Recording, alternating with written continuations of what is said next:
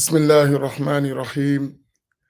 الحمد لله رب العالمين، والصلاة والسلام على رسول الله وعلى آله وصحبه أجمعين.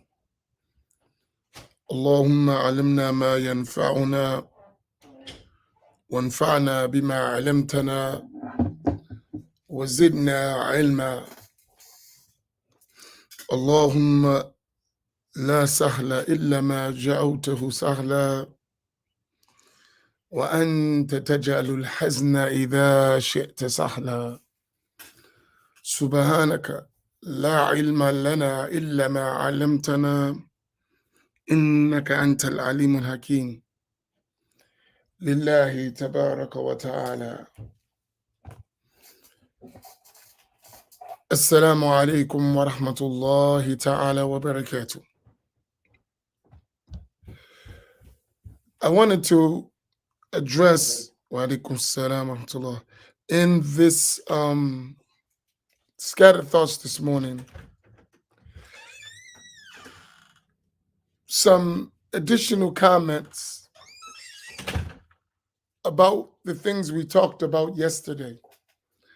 And these scattered thoughts, we're doing them until our reader gets safely back home and we begin our reading circles, because we didn't have like scattered thoughts for a long time as we were covering the book Muqtasar Riyadh Salihin, the summary of Riyadh Salihin and Safinatun Najah in fiqh and the Ark of Salvation in fiqh. So it's like difficult doing so many things, but all of them are necessary. So we do a little at a time. So I took this break to do the scattered thoughts, inshallah ta'ala. So I wanted to reflect on the conversations we had yesterday. I had an interesting dialogue last night. And I want to, in a way, after the roundtable, and I want to kind of address that dialogue. So there was really, to me, a concern of what we're doing with the Black Imams Roundtable. And each of us, Imam Fahim and Imam Naeem and myself, we have individual masjids and individual communities. Imam Fahim is located in Camden, New Jersey, and he has a masjid and a community there. Imam Naeem is in Pittsburgh, Pennsylvania, and he has a community there and a masjid. And I'm here in Atlantic City, New Jersey, and I have a community and a masjid that I'm responsible for. Then, for many years, almost 2 decades, at least 15 to 16 years, we've been working together in different affairs, supporting one another in different programs, teaching at each other's masjids, delivering khutbah at each other's masjids for years. We've had a connection. So this is not something like new. And our communities have visited one another, supported each other's programs. And as on the personal level, as brothers, we've seen each other's struggles, life changes.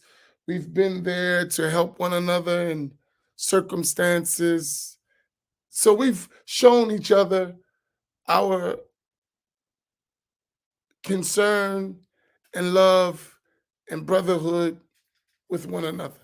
So we've learned, like after years, I could trust this person, right? I mean, that's how we've been for years. So, because of that relationship, when I myself was thinking about these issues, I came up with the concept of the Black Imams Roundtable.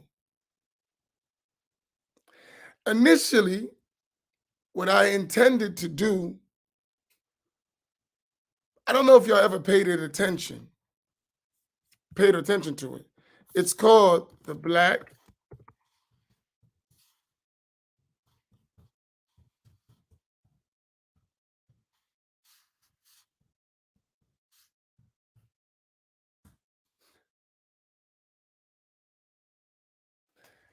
And if you pay attention to the title, the Black Imams, which is singular, not plural. Did y'all ever notice that?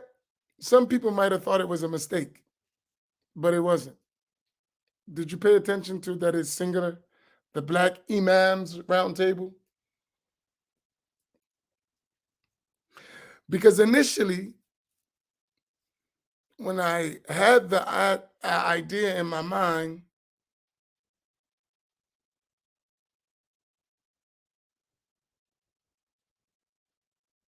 Barakallahu bikum Sufyan.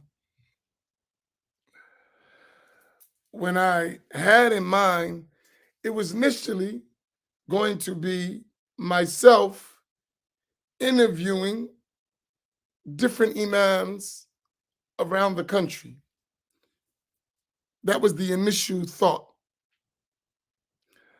But then I thought to myself, that's going to put a lot of work on you.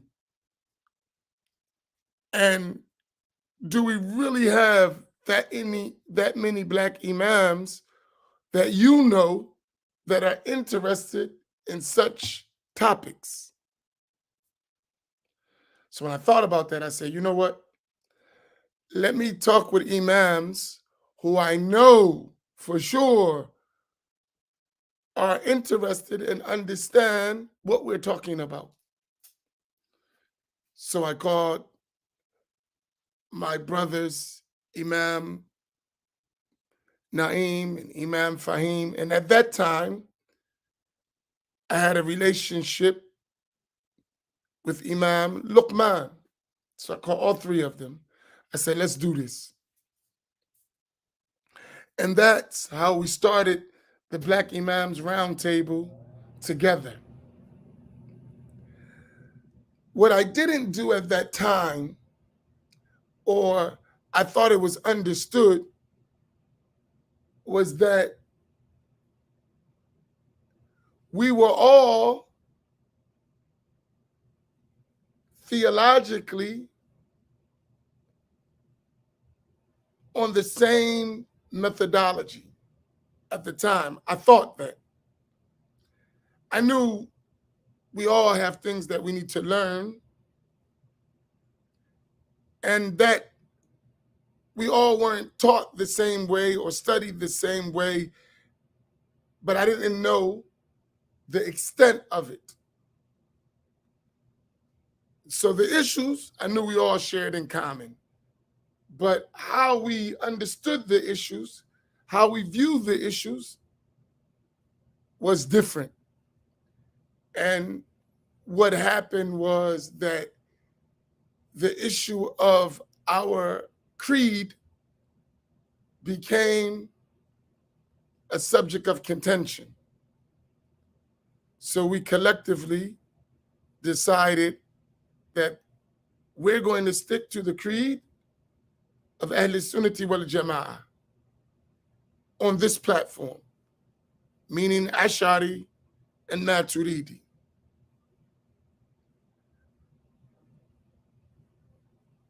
Unfortunately, our brother wasn't on the same page. So we agreed that it would be better for all of us that we part ways. Not at the heart level in terms of, I care for you, but we can't send more than one message about such a critical issue. But in other than that, mashallah, we could work together if Allah willed. So that's how we got down to 3 imams. And we made a rule that we're going to clarify the methodology that we take in our work. That's going to be clear, abundant. After that mistake, we learn, listen, we got to be explicit. We are Ahl Sunnati wal Jama'ah. What do we mean by Ahl Sunnah?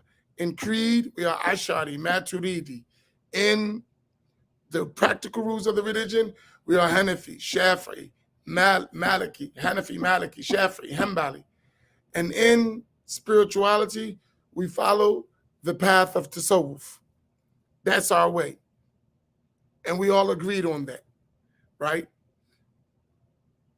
And that would be the way religiously for the Black Imams Roundtable. So some people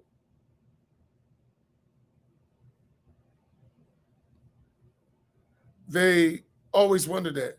Y'all fighting over, no, we wasn't fighting over creed. We have a methodology and we stick to it. And if a person doesn't agree with that methodology, then they're welcome to do their own thing. And it's no problem. I mean, we can't tell people what to do. But what we can do is tell them what they can do with us, right? I can't tell you what you do individually, but what you do with us is another story. So there's no ambiguity in that. We are Ahl Sunnati wal Jama'ah, and what we mean when we say Ahl Sunnati wal Jama'ah is clear. Is there anyone here that doesn't realize whenever you come on our platforms, us 3 imams, we are Ash'aris in creed, and we follow a madhab, and we adhere and agree to the way of Sufism? Is anyone unclear about that? I would hope that all of us know that's our way.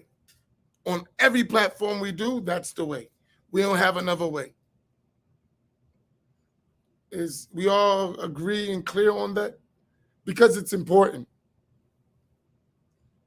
And if you remember last night, Imam Fahim, he said among the things he mentioned was the ideology. That was one of the first things he mentioned, that it would be nice that we all share the same ideology. And we do, as the Black Imams Roundtable Imams, we all share the same ideology. There is no difference in our belief system. We all believe the same thing. Hence, it's easier for us to work together because religiously we're on the same page. We don't have different ideas of what we believe, right? So there's no conflict there. Then in terms of our practice of Islamic jurisprudence, al-fiqh, we follow the 4 well-known schools of Ahl Sunnati wal Jama'ah. And each and every one of us know that you must follow a school. And you can't make your own school based on Quran and Sunnah because you're not a mujtahid. Every one of us understand that. Every one of us understand the methodology of acquiring Islamic knowledge through living teachers who have a broken chain of narration. We understand that. We agree on it. No one is trying to do their own thing. I follow Quran and Sunnah and interpreting books of Hadith and verses of Quran based on their own. No one's doing that, right? So we have this check and balance among us, right? So for any of us, if we make mistakes, go to the reliable books of the madhab and it can be fixed, no problem. So it's no one's ego tripping like I'm some big jurist. No, you're not. You're a common follower, muqallid, of the particular madhab, and Maybe if you make a mistake in the madhab, it's because you didn't learn that case. Now go to the major books, go to the teachers, the scholars of that, or the learned people within that school and get the correct ruling and fix it. That's it. We finished. We done with it. So we don't have. So Imam Naim's a Maliki in his approach to Islamic practical rules, and me and Imam Fahim are Shafi'i. And we recognize the validity of the Hanafi school and the Hanbali school. Just happens we're not Hanafi or Hanbali, but we don't negate the legitimacy of following one of those schools. So that's in al-fiqh. Whereas before we made that abundantly clear, which we thought it was clear, our other partner wasn't on that. He wasn't necessarily a strict Shafi'i. And he would add in the Shafi'i school positions that are not from the Shafi'i school because of that. So we learn from our past errors, right?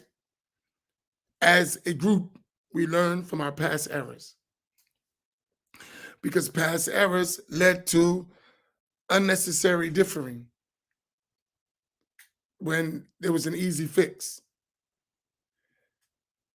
So we don't make that mistake anymore.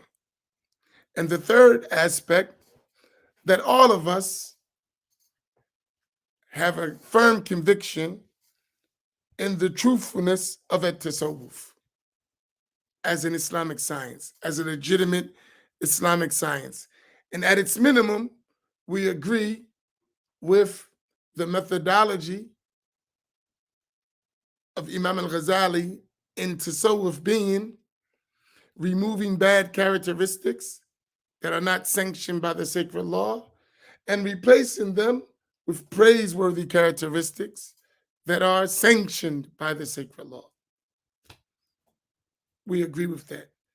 So we have no issue in our core methodological approach to Islam. None, right? So what is left? Our social approach to worldly matters. In general, we all feel the same way about the condition of our people, African Americans. We all understand that as Muslims, we are part of a broader ummah, a broader ummah. We do understand that. And we understand that we must cooperate with every ethnicity or every group of people within the ummah, while at the same time realizing the importance of our growth, development, and sustainability as a people within the ummah. We agree to that. So that is not like we're on some separate mission from the ummah. No, that's not to be understood. What is to be understood is that we realize we are an essential part of the ummah that has been neglected Islamically, in terms of knowledge and access,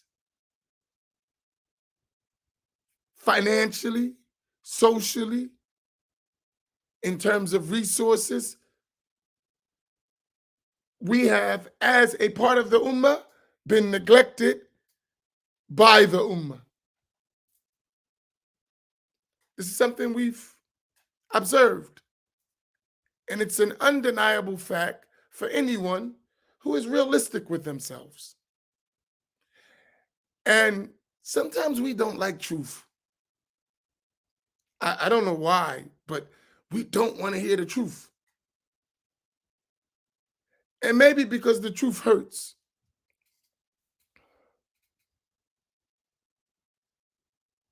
I remember a line in one of the rap songs when I was growing up.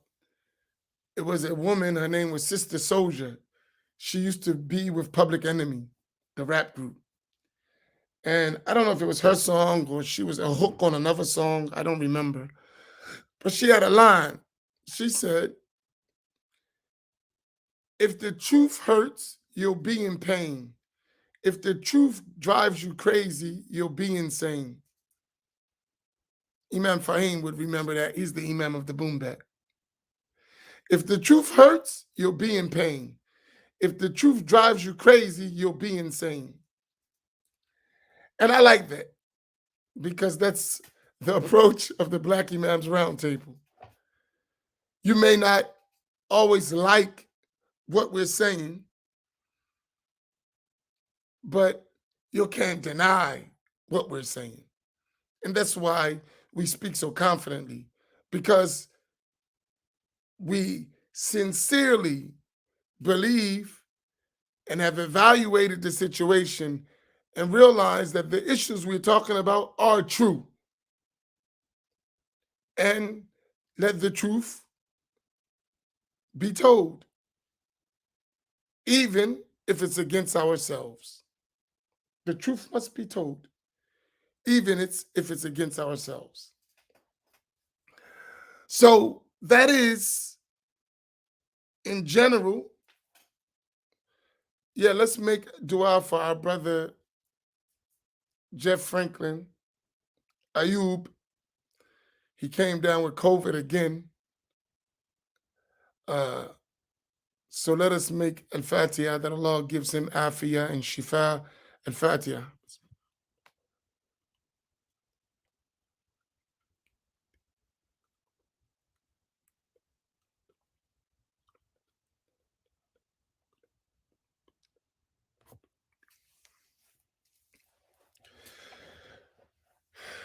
And may Allah give all of you afiyah, those who are going through sicknesses or difficulties. May Allah make it easy for you all.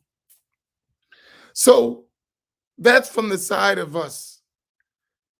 So we decided that we're going to do something about these issues we talked about that is within our capacity, right? Since we have these issues, we're going to do something about them within our capacity, right? So what did we start doing? Number one, the biggest issue that we saw was gaps or holes in our understanding of the essentials of Islam as a people. So why are we in this condition? So the first thing that we saw is there are gaps and holes in our understanding of the essential fundamental aspects of Islam. So the first thing we need to do is concentrate on teaching our people diligently, consistently, in a way that they would understand. And to use our experience in learning and seeking the knowledge of the religion as a means to convey to our people what they need, because we live among them. We talk to them. We know their nature. We know their culture. We know how they think. We are from them. And we've realized that for decades, other approaches were given and were experimented with, but they didn't really work. The condition is still the same. When I say they didn't work, I mean that though they may have had some benefit, different movements, different approaches, it wasn't enough. We're still suffering from many ills as Muslims, as Black Muslims, as regular Black people in the society. So we decided, hey, let's work with the teaching first, because it is possible, and we believe it can happen, that if someone learns the religion correctly, then that religious understanding will have an impact on their daily life, right? If you learn the deen properly and it becomes a part of you, then by consequence, your life will change. And your circumstance will change when your life changes. So the code 3453 we use as a summary of the essential fundamental aspects of Islam that we need to learn, and how we need to learn them, and that we need to practice. And then once we do that, we can share it with others and teach others. And in this way, if we concentrate on our communities, we'll make an impact, inshallah tabaraka wa ta'ala. And every endeavor starts off with the first step. Every movement, you have to start somewhere, right? And you can't do everything. You have to start somewhere.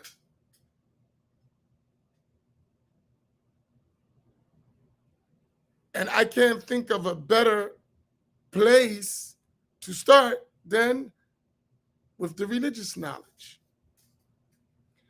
And then once we got that religious knowledge, we're all on the same page in general. So when we go into other matters, we go into it with an understanding that our life is al-Islam, and following the Prophet Muhammad sallallahu alaihi wasallam through our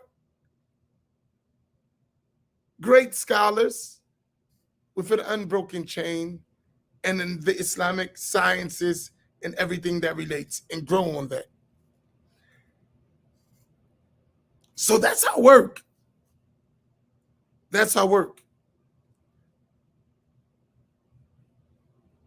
Now move to what it takes to do that.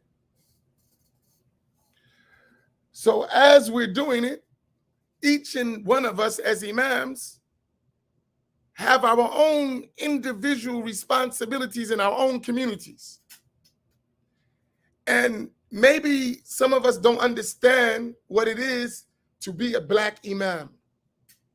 You're not an imam, so maybe you won't understand what a black imam goes through.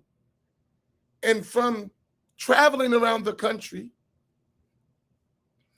having good relationships with different imams, it's a common thread that all black imams in general struggle to maintain their masajid in their communities. All black imams, no matter what method they have, in general have the same exact struggles. No matter what they are, no matter where they're at. If imams sat in a room, black imams, they're all going to say the same thing. Whatever your problem is, the other imam got the same problem, maybe in a more severe form, or in a lighter form, or in an equal form, but he has the same problems. Y'all are not going to say anything different. Nothing unique. And so that means you all share, you're all going through the same stuff. We had an imams retreat before COVID really set in, all black imams, right? And we spent a whole weekend together planning and talking about what we're going to do from all over the country. And I never forget, all of us were suffering from the same issue. And those issues were preventative measures from us cooperating the way we needed to, because everybody's worrying about their own survival. And when we're talking about working as a group, that means, I'm telling you, everybody's protecting their flock. Listen, man, it's a struggle. And my people, they'll jump ship quick. So I got to make sure we on the same team, because I don't need none of y'all stealing my people. That spirit was existing. And it was sometimes directly said, right? Which means that none of us feel complete loyalty. We always realize that at any day somebody going to do a coup or undermine the mission, which is a sad thought. And it happens, and we know it happens, right? So when we work collectively, we got to know whoever we work with is really on collective building, for sure. You down. Or the imam who cooperates with someone who doesn't think like that is running the risk of making his job even more difficult. Because as an imam, he has to manage all that stuff. The religious, the financial, the social, the communal, the educational, all of the stuff, the economic, everything that relates to running a nation, the imam has to do that on a small micro level as a community, as a masjid. The black imam I'm talking about. And we all need financial support to do that. Every single one of us. No one excused. No black imam that I know is not in need in relation to his masjid or his community financial support. I don't know of one. And if it is one, I haven't met him. Who's just, man, we so financially straight and everything is ordered and everything's arranged and we don't need nothing. I don't know nobody like that. At least I haven't met them. I'm not saying they don't exist, because I haven't met every black imam in the country. But everyone I met, and I met a lot of them, they have the same concern. And they express that concern.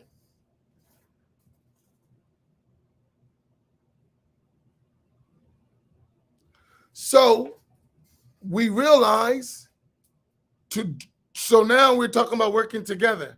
That means we're adding more responsibility on the already existing responsibility of our individual communities.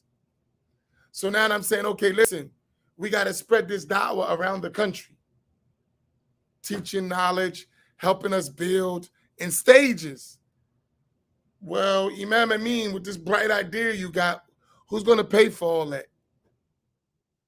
Because as an individual imam, I'm struggling to take care of my own community. You talking about going around the country in the black community and teaching and cooperating and help build. Who's going to pay for all that? Legitimate question. Who's going to pay for all that? My answer is the people we serving. If you serve them, they're going to give you the money to do it. Simple. Continue to serve them, show them that you're sincere, and they're going to help you do it. Simple. And let me ask you something. I'm going to ask y'all, just we're engaging. When I say that, what do you think the response usually comes from imams, black imams, when I say that? What do you think they say? What do you think their response is? I'm just interested. Let's act like you're a fly on the wall. We're having these meetings and I'm talking this stuff. Yes, we can do it. When they ask that question and I give that answer, what do you think their response is? In general.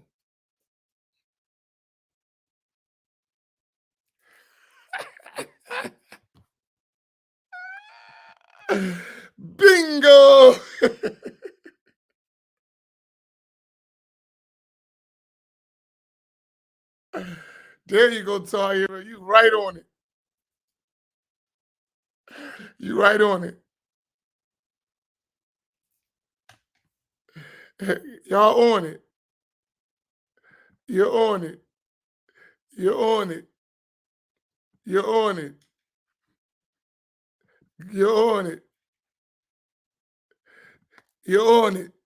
Yes. That's always the talk.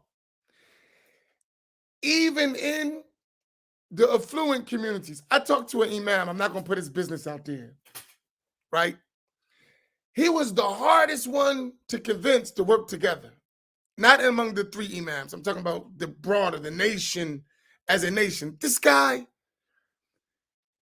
he was so protective of his community, of his money. Like overprotective. I'm like, yo, bro, would you relax? Right? Um, he- it was almost as if he was ready to have an anxiety attack whenever we talked about money. We came up with every imam put up $2,500. Every imam puts up $2,500, and collectively, this is what we use to start the work, right? One imam, he was like, man, it was like pulling molar teeth with this guy. I'm like, yo, man, would you relax? But his concern was they don't support now. And the little bit I got to survive, I can't put it at risk. I need it.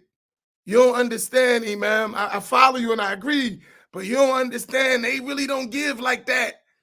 I got to do the stuff you always criticizing. That's how we survive. He said the stuff you always criticizing, tap dancing, you know, smiling when it ain't nothing funny. Yes, sir, boss. Right? That's how I survive. Now, you got other ways you be doing stuff. So you ain't, you know, you don't do that because you got other stuff. I don't have that. I have what I have, and they ain't giving it up like that, bro. Right?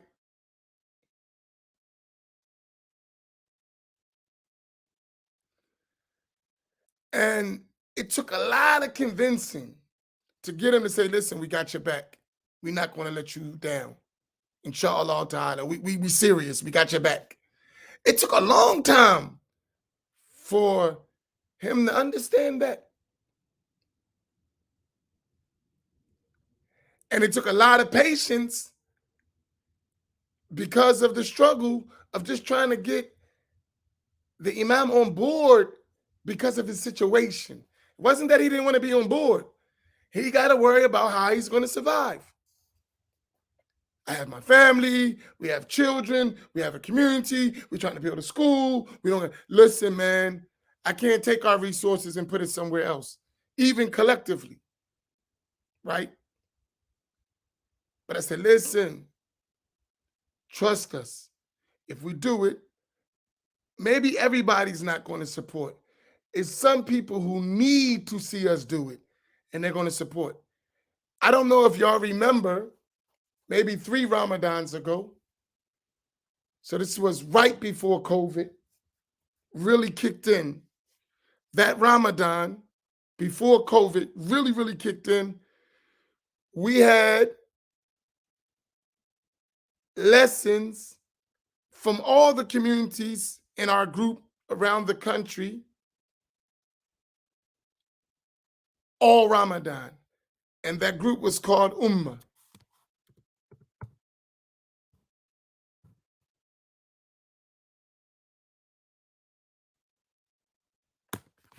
Right? Do y'all remember that? Every day during Ramadan, we had imams and teachers from Atlantic City, California, Las Vegas, Memphis, Atlanta, Detroit, and other places, women, men, every day, all African Americans. Do y'all remember that? That was a result of the behind the scenes imams working together, black imams.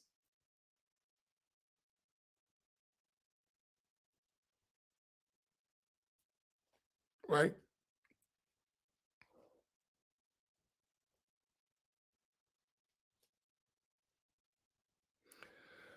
That was that thing about, and we're still very close, but that's a difficult task to work together. Everybody's in their own struggle. It's hard, right? Everybody's in their own struggle.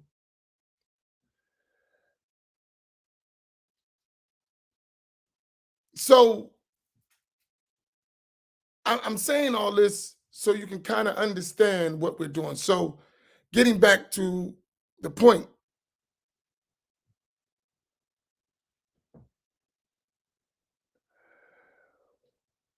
it's difficult to put an organized group together when everybody have their own individual struggle. That's the worst thing we could try to do, is to try to have an organization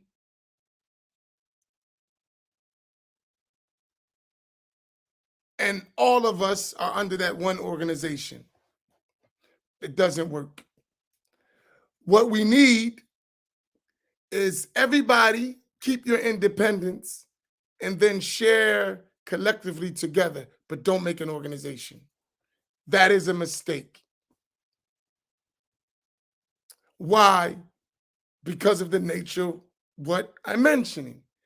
If if if we don't feel as a people our own independence as individual communities, we're not going to fully cooperate. We need to voluntarily cooperate with one another, not feel that I got to join you and lose me. It's not going to work. We've tried it. It doesn't work. Not us. Not at this stage. Right? Not at this stage. I'm not saying it can't work. It hasn't worked. And I have much evidence of it. By observing and studying, it doesn't work. And we've been individual communities for far too long to even begin. It's going to take a long time before we release. And I don't even think it's necessary to release. And the Black Imams Roundtable shows me it can work, right? Because each of us have our independent communities, then we collectively work on different issues together while remaining independent. Do your stuff. Do what you got to do for your community. And I'm there to help you if you need help, or you there to help me if we need help. But I don't have to be over you. We don't have to do that. And you don't have to be over me. We just have to cooperate. Now, at one point, when we develop in our cooperative efforts, maybe we may assign who would be a leader, who would be this, but all that corporate America structure to what we're doing is not going to work for us. We're not going to do it. So this idea, let's get together, then we're going to make a president and a vice president. No. With us, that's the beginning of our end from experience. Let's make a board. No. Just donate to a given masjid, support that masjid. That masjid comes together with other masjids, share resources, get the job done. That's the best way to do it. At this level, in my honest, observant opinion, and other imams agree because we do it. So when you donate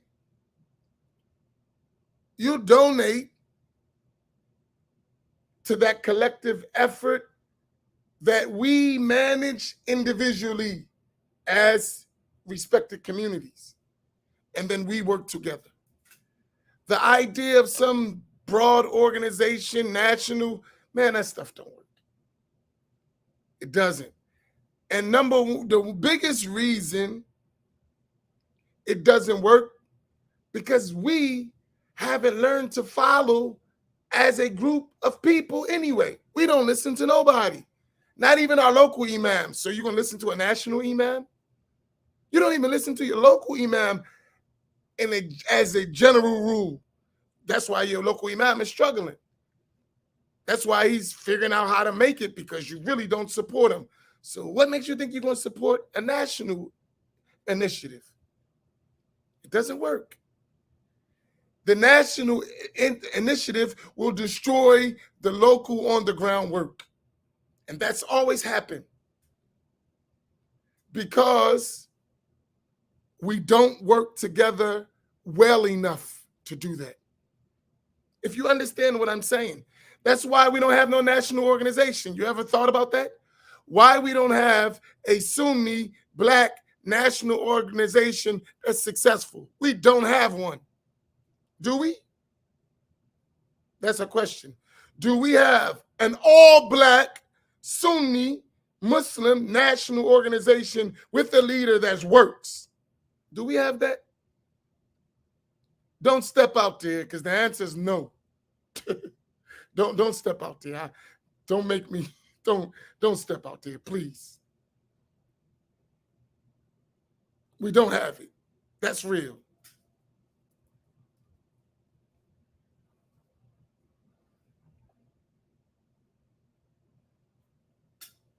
Who's getting 90,000 a year?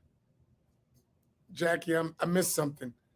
I don't have my glasses, so I didn't see your comment. Who's making all that money? Are you talking about an imam? A black imam? Please introduce me to that brother. I'm talking about from being the imam. I'm not talking about he got his own stuff. He's business or doing stuff. I'm talking about that. I'm talking about he's getting that as an imam from the black community. Where? I don't know if that's what you're saying. If you are, share it with me. I need to sit down and learn his secrets and share it with the brothers.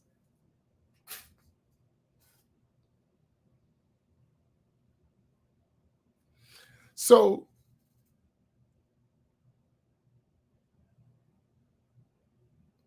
with that being said, that's our approach with the Black Imams Roundtable. So when you donate,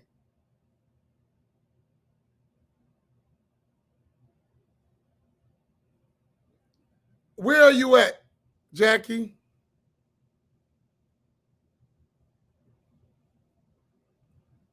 Where are you at? What community?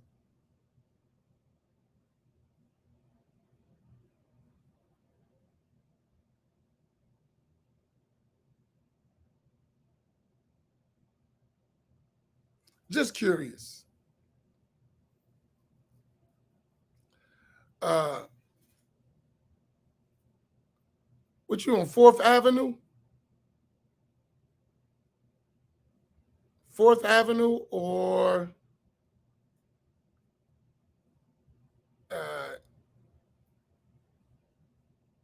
the Armory, Ahl Sunnah community? Which one? 4th Avenue? But you don't have an African American imam.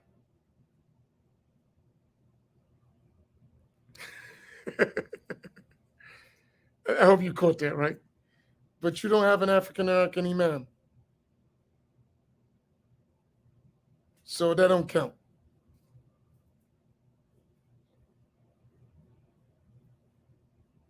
You don't have an African American imam. And that's significant to tell you something. You don't have an African American imam. So we will collectively come together and pay somebody else. Why you don't have an African American imam? Think about that.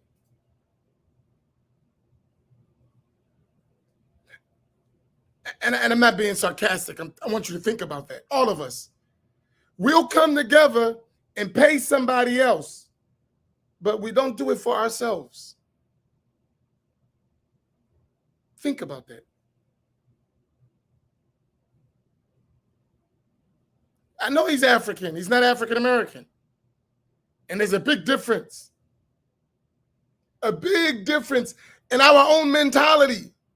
But he's in the heart of the black community. I'm not talking about him as an individual. I'm talking about the mentality of us as black people. I'm talking about a black man. We are a specific people. Is a big difference. Excuse my harsh words. Negroes give anybody something else before they give to themselves. That's a harsh speech. I know that. But I'm being honest. And we'll take pride in building up everyone but ourselves. I'm not saying he doesn't deserve it. I'm not talking about that. I'm not talking about he's not a good imam. I'm not talking about none of that. I'm talking about he's not African American. He's not black. And guess what? All of the learned people in that area, why there's not a black imam getting that equivalent salary with no fight? Question. In that area, Newark, East Orange, that's a brick city. That's black people. Why there's not a black imam getting that equivalent salary with no fight? Why? Think about it. I mean, this is a serious thing. How many graduates from the University of Medina you got in the Newark, East Orange? Listen, I'm not talking about Wahhabi. Forget it. And that doesn't make a difference. As I said, no matter what they are, black imams got the same issue. Think about this, seriously. And listen, I love my people. I love all Muslims. So don't take it any kind of way. I'm not speaking about individuals at all. I'm not even talking about if they Wahhabi or not. That doesn't make a difference to this conversation. That's another conversation, has nothing to do with what we're talking about. I'm talking about us as a people.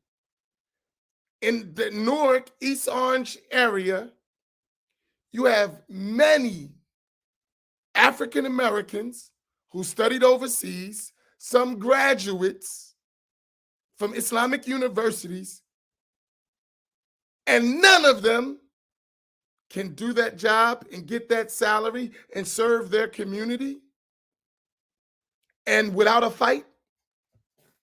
Notice I emphasize these words, without a fight.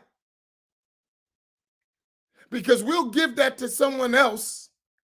But when the black man is the leader, first thing, and excuse my harsh words, our state says, man, why that Negro getting all that money? And we don't use the word Negro. You know us. Come on, let's not play games. Right? That's our state. Why that Negro get? Why do you? Because he's busting his hump. He's busting his hump. Why shouldn't he?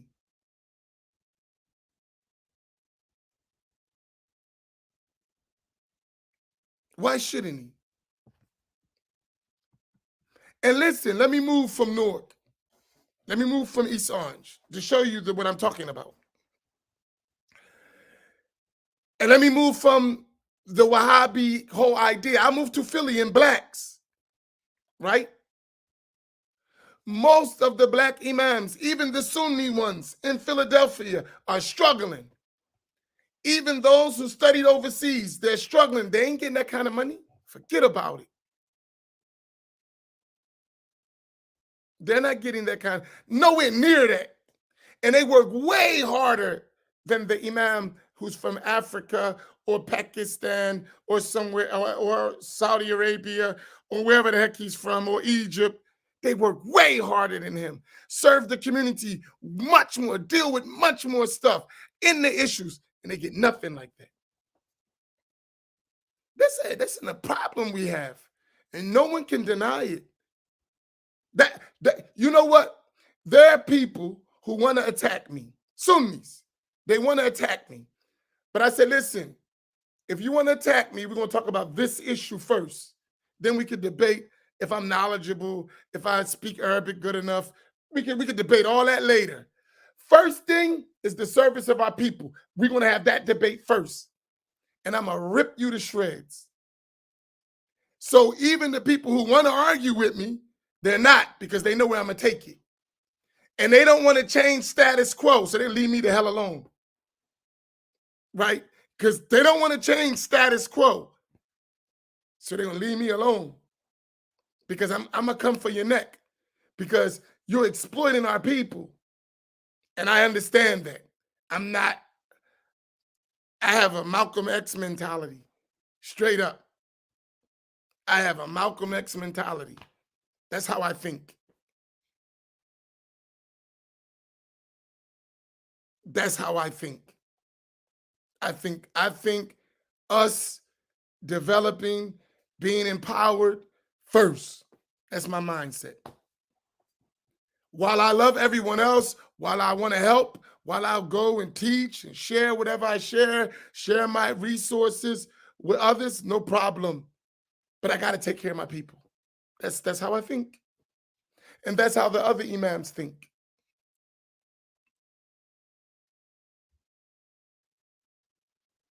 So when I say that, and please, especially my sister Jackie, right? I'm not talking about the imam. I hear nothing but good things about him. I'm not even talking about him. So it has nothing to do with the imam himself. And he works, does what he do. He deserves what he gets. That's what Allah gave him. That's not my discussion. My discussion is Black folks, African Americans. Right? That's what I'm talking about. And I want to change that state. It would bring me joy. I'll give you an example. I'm going to be explicit. There are a few Wahhabi imams. In relation to belief, I disagree with them totally. But they're doing good work. They're struggling too, but they're working hard. And for me, that makes me happy to see a Black imam succeeding. I disagree with their belief. I disagree with their ideology. But I love the fact that I see an African-American man getting some success as a leader. I love that. And when I'm speaking, I'm never speaking about that. I'm speaking about your bad akida. That's it. I'm not talking about you and I'm loving what you're doing. Just fix that and keep going, bro. I'm not hating. I'll give you an example. I had a conversation with a graduate from the University of Medina, which has Wahhabi ideology. We all know that. I said to him, listen, bro, I love you as a person. You know, I don't agree with that stuff, straight up, right? But nevertheless, among y'all, I think you should be a leader. You learn, you sacrifice, you study. I don't understand why you can't get nobody to follow you. And you a good dude, nice, well-mannered, good brother, good family, humble, everything. And you're struggling. Man, it's not cool. That says something about us as a people. You ain't no Negro, as they say. You know the words we use. You a good dude. Take care of your family, never been to jail, went to study overseas, and you still can't get your people among your people on the hawk to support you. You at the foot of immigrants begging. And when I say begging, I suggest you do that begging if you want to do your work, right? And that's just how we say it. It's not begging. It's you got to negotiate your stuff. You're doing that service hoping they give you a job. And they're not going to give you a job because they're not giving nothing to the Blacks. And if it do, don't hold your breath. It ain't going to last long. If they do give you a job, Don't hold your breath. It's not going to last long. We have to learn to build our own.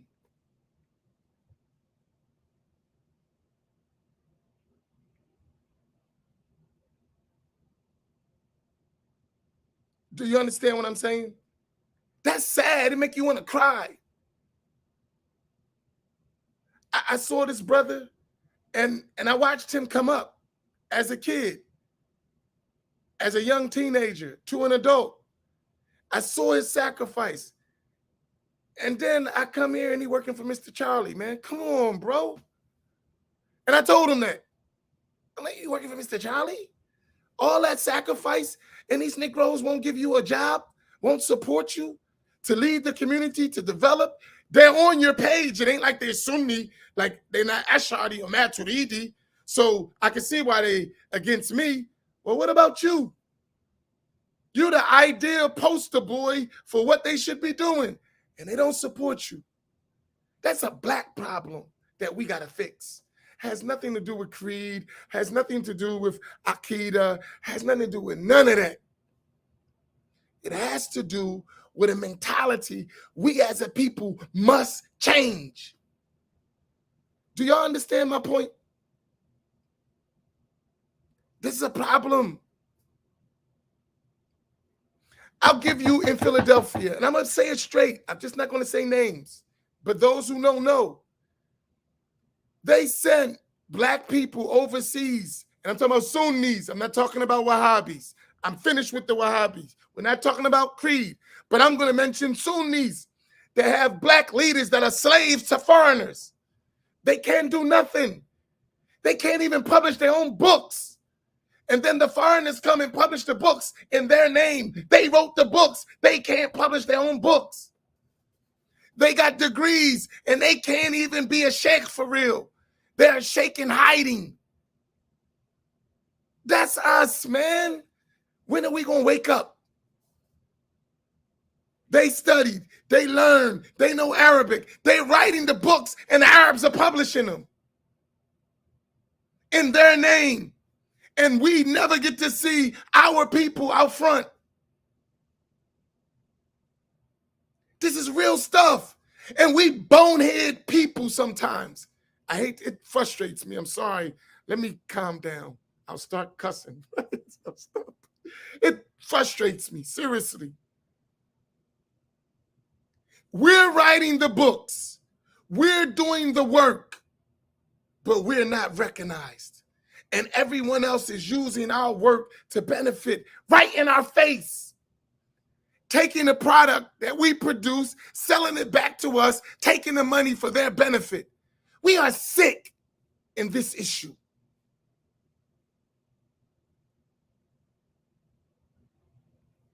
Come on, man. You don't see this stuff? It doesn't bother you? It doesn't bother you? It drives me crazy. For me, I be wanting to fight, seriously. That's how I be feeling. I'm not saying I'm going to hit nobody, but that's how I feel. I feel like, oh, I tell you, oh, you don't understand. Let me show you. That's how I feel sometimes.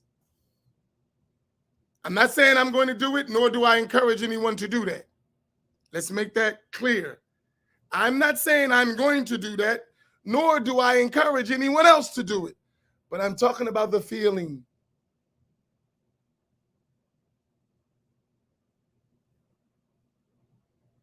I'm talking about the feeling. We cannot do it. It's not permissible, right? But the feeling is definitely there, right?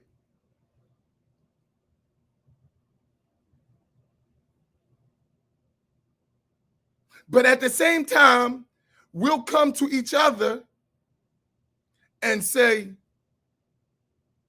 our sheikh. What sheikh? Man, you don't get out my face. Seriously. You mean that boy? That boy you telling me about, sheikh? That servant?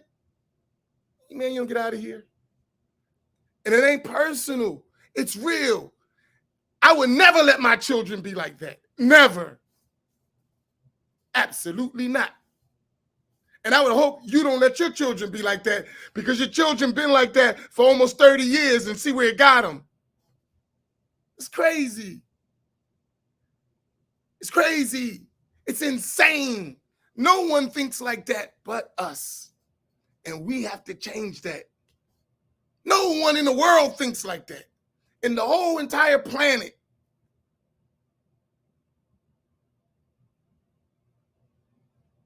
Do you understand my point? I mean, seriously, do y'all understand me?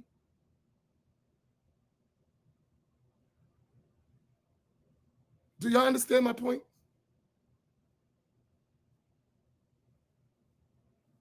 It is so when we're talking about what we're doing, this is what this is all about. This is what it's all about. And it's a painful thing to do. It's not easy, because we're the first ones to block us, to hinder us, to put obstacles in our own path, but make the door wide open for everybody else. How the hell you come in a black community and grab all that money and do what you want, go back to your people, send money back to your people, while our children are getting slaughtered in the streets? How the hell do we even come up with such a concept? It doesn't even make sense. It's the fool who builds someone else's house while they remain homeless. Put that up there. It is the fool that builds someone else's house while they remain homeless. You can type that, Isla. It is the fool that builds someone else's house while they remain homeless.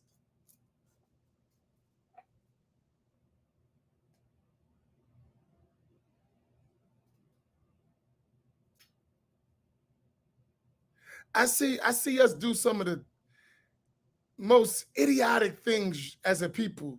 It drives me crazy. But I understand, because what the condition is on us. We have to educate ourselves, and we have to become men and women, and we have to have brave. We have to be brave. We have to be courageous. We have to see that we count. We do count. We count. We're not just anybody to throw away. We count just like everybody else.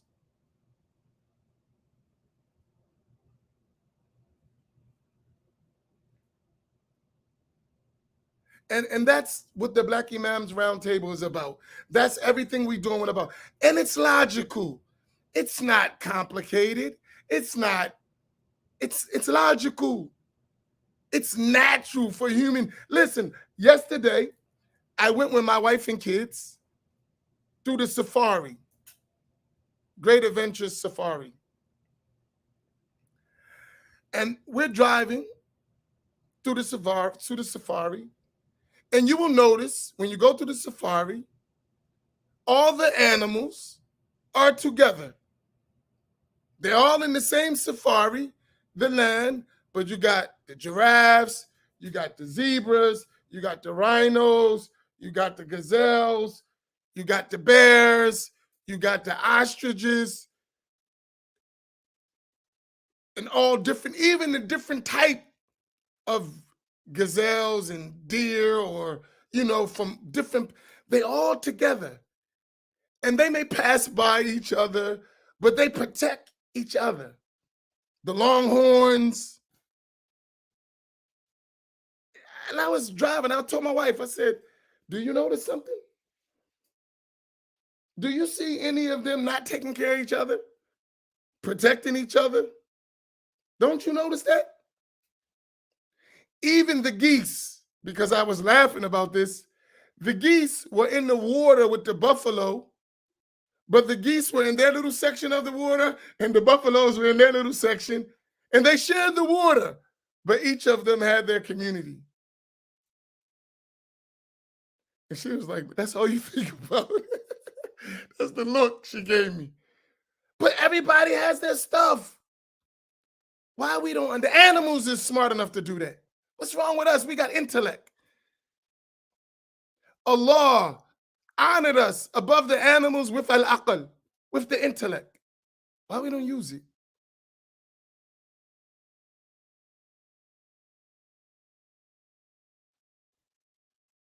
Do y'all understand what I'm saying?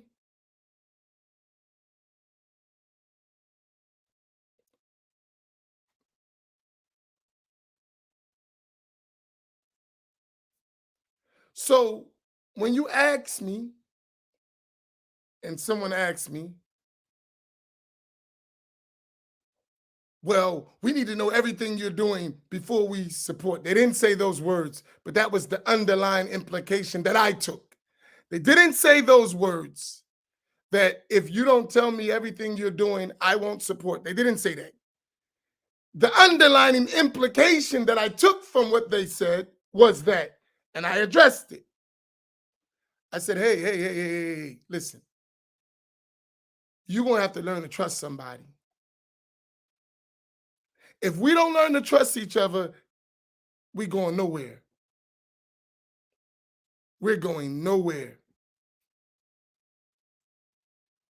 Forget about it.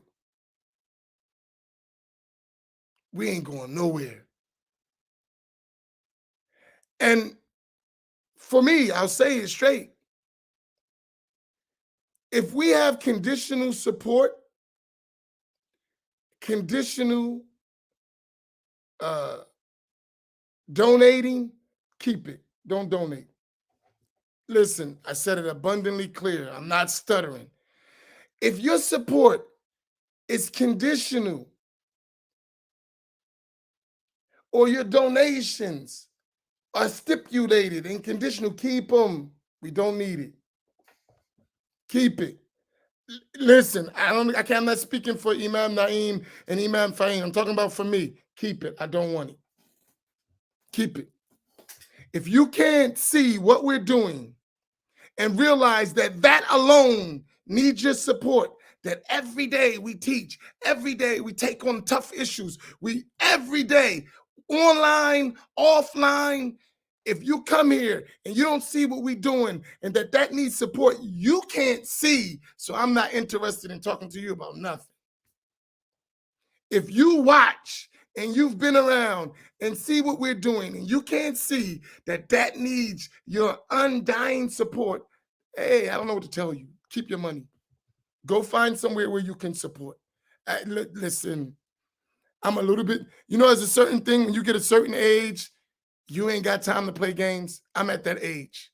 Listen, and I'm young compared to some of us, but I'm too old to play games with anybody.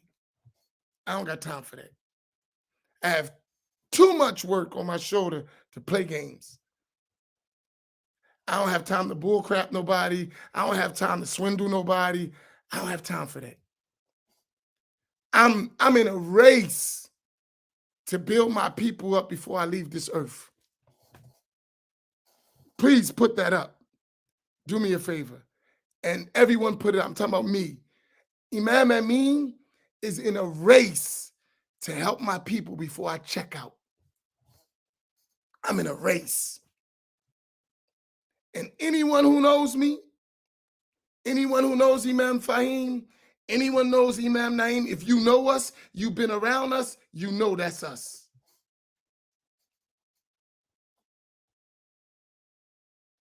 I'm among, Imam Fahim is among, Imam Naim is among the hardest workers in their respective communities, if not the hardest worker.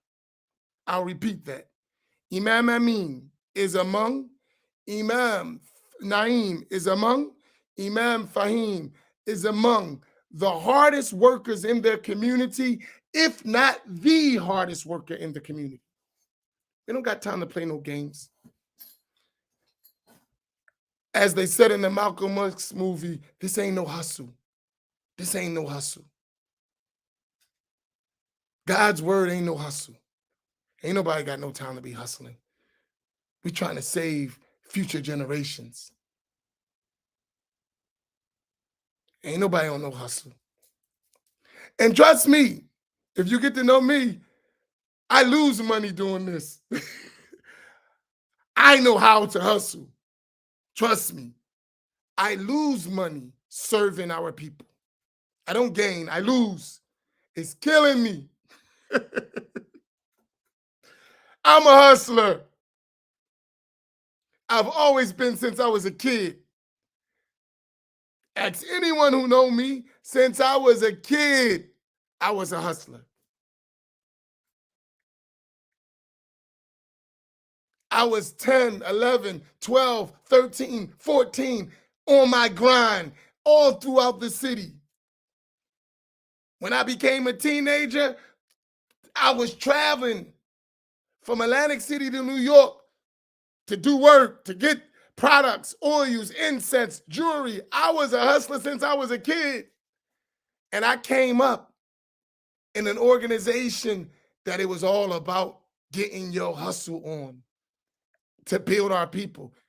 The leader happened to be corrupt, but the efforts and the ethics and the struggle we learned, I wouldn't trade it for the world because it taught me to be a man.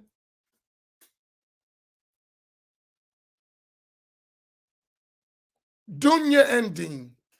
So trust me, this is not how any of us are trying to get rich. I know how to get rich quicker than this, way quicker.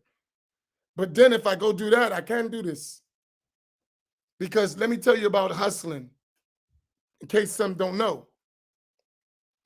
When you a hustler, a hard worker, no matter what you in, all your energy is in that. Right?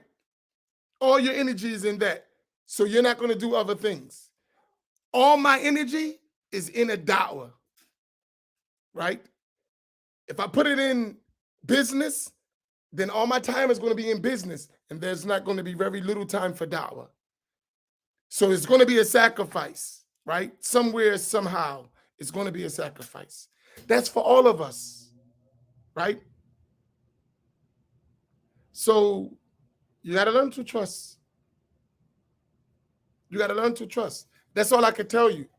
And if you don't trust, then, hey, find somebody you trust. Find somebody you trust. But get involved. Find somebody you trust. It don't have to be us. Find somebody you trust and get busy. That's it. Find somebody you believe in and get busy.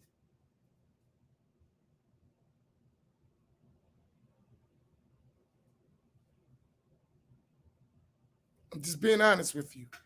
And no matter what we go through, and we have life challenges, we go through stuff like everybody else.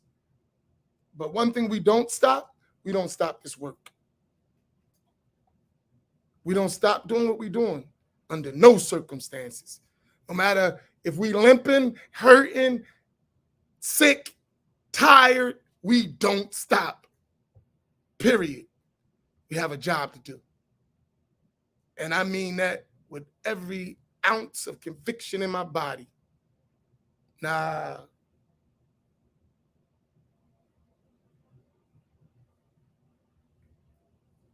So from that side, that's all I can say.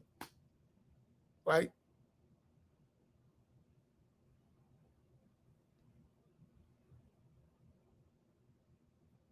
Right? Because that was, I thought the question was, and the concerns were genuine. Right? But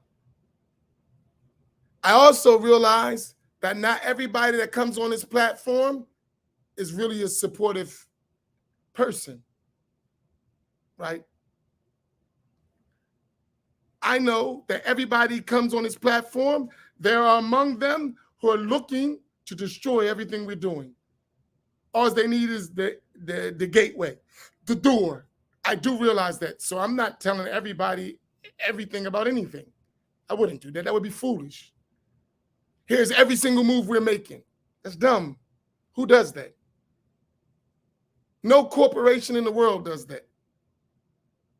No corporation, no organization, no criminal organization would do that. Nobody does that. The FBI don't do that. The CIA don't do that. The government don't tell you everything. No one does that. Just to everybody. Here you go. Here's all our secrets. Who does that?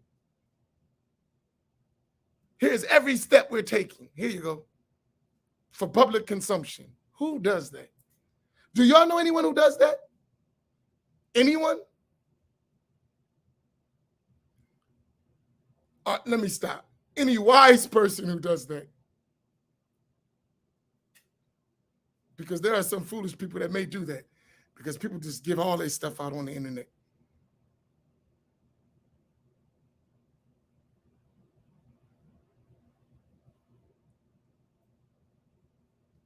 So it is what it is.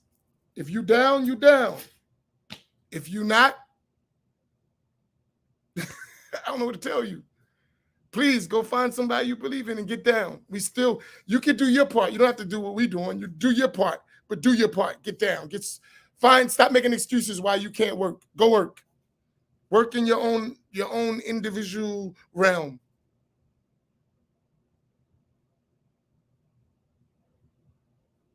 You can do it, but get busy. And don't do nothing wrong. Obey Allah and His Messenger. Sallallahu alayhi wa sallam. Right? Don't do nothing haram. Don't do nothing haram. Do the right stuff. Help your people. You don't have to join a big organization to do it. Each one reach one. But those who have a bigger idea, we welcome you to join and help us and support us and help us further what we're doing. Because we have a 100-year plan. We're not going to live to see that, most likely. But we're going to lay the seed, inshallah. And we're doing it. All you got to do is look at what we do every day. And when you come to our gatherings, you see we're doing it. People from all over the country, step by step, right? We're doing the job. And hopefully, we're successful enough to leave a roadmap for those who are going to come after us. And it will be easier for them because of what we did, inshallah. None of us is taking none of this with us. Only thing we're going to take is our good deeds and our noble intentions. That's it. Our good deeds and our noble intentions, and inshallah, some of your du'as after we're gone. Hopefully that you would pray for us, that you would do acts of goodness and continue the work so that we would get the reward of that. That's it. But the rest of this stuff is going to stay on this earth. It's not going in the grave with us. And it's not going to be in there when we're questioned. And it's not going to be on the day of judgment. When we stand and we're not going to have all this stuff. When we're standing on the day of judgment before Allah subhanahu wa ta'ala, we're not going to have all this stuff. It's gone. It is only what we did with it while we had it that's going to be the reward or the punishment for how we handled it while we had it.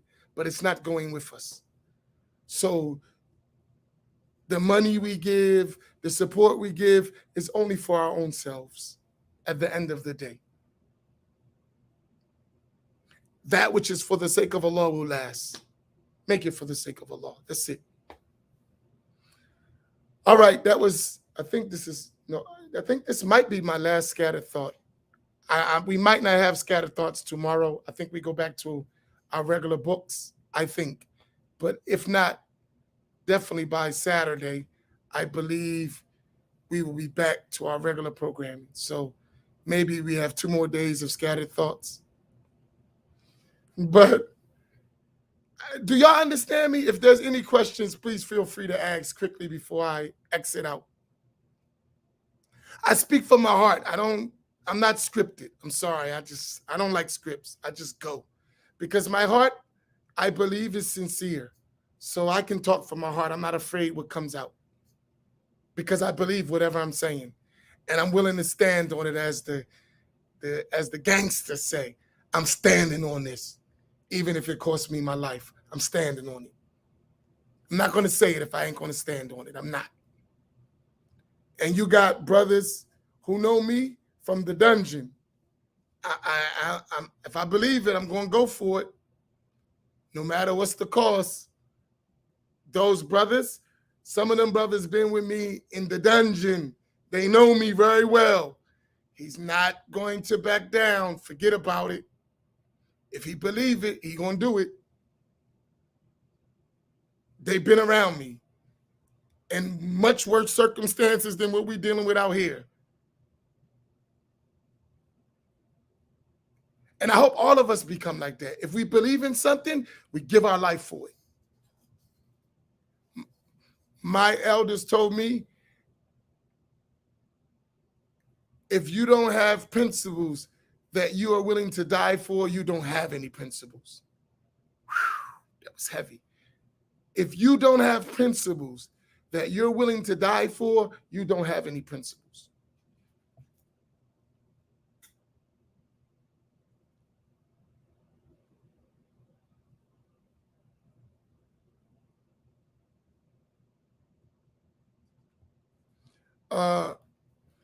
When you use the words nation, you means a special interest group, not in the true sense of the word. No, I mean in the true sense of a word. You can be a nation without a nation state. Black people are a nation without a nation state. We are a nation without a nation state. So we have to work as a nation within a nation in a cooperative effort to uplift ourselves as well. And we as Black people have realized that.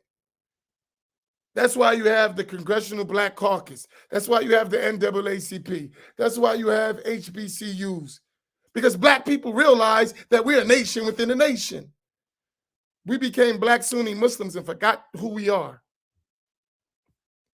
We became Black Sunni Muslims and forgot who we are. And we're the only ones who do that. We are a nation. We just don't have a nation state. And if you want an example of that, the Jewish nation were a nation without a state until they got one. And we'll need to go into the details of how they got it. But they first, before they got their nation state, they looked at themselves as a nation. Right, wrong, or different. Whether you agree with how they got their nation state or not, or the legitimacy of it or not, that's not the subject we're talking about. Did they see themselves as a nation? The answer is a definitive yes. Would anyone disagree with that? Would anyone disagree with that?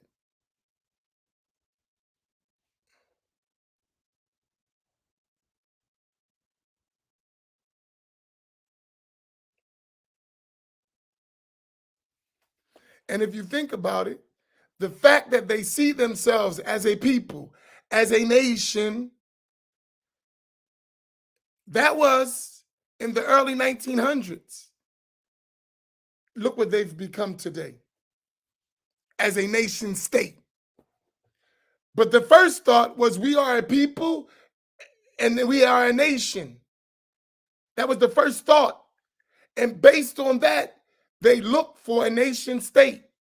They built a nation state, and their nation state influences the world now. And that was in a span of not even 100 years yet. Not even 100 years. That wasn't in 100 years. Not even 100 years. Time goes fast when you're serious. You can do a lot when you're serious. It's reality. That's reality. But we're so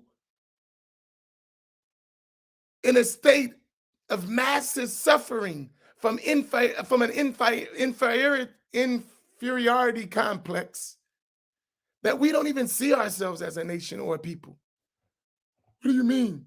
Because we know that involves work. We do subconsciously. We know thinking like that involves work, and we don't want to do the work. The work of nation building is an rigorous work. We don't want to think like that. Man, I just want to enjoy myself. You ain't here to enjoy yourself. You're here to struggle till you meet your Lord. And if you have some enjoyment, that's a benefit. That's not the objective. You're here to struggle till you meet your Lord.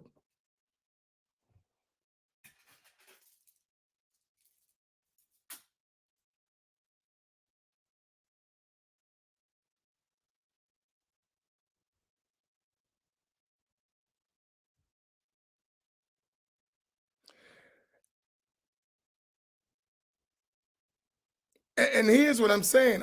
When we talk about issues, you got to learn to put issues in categories, right? That's just right. But you got to see reality despite your conviction. All right, we've talked enough. We're over time. May Allah reward you all. I hope everything was clear. And I know you probably have to come to this. We have to come to this subject again.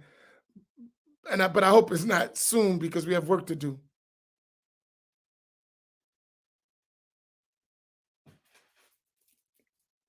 Nah, we have to think nation first before we even get a state. No one's going to have a state without a nation mindset, nation building, a people, a collective interest that we all share in all aspects of our life and existence. You're not going to get a state ever if you don't think like that. It'll never happen.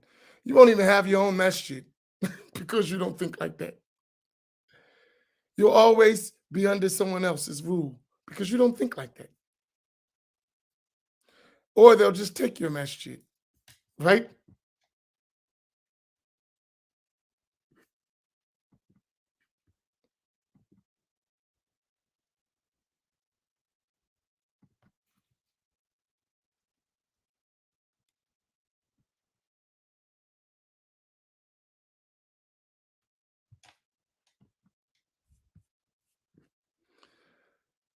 Are we clear?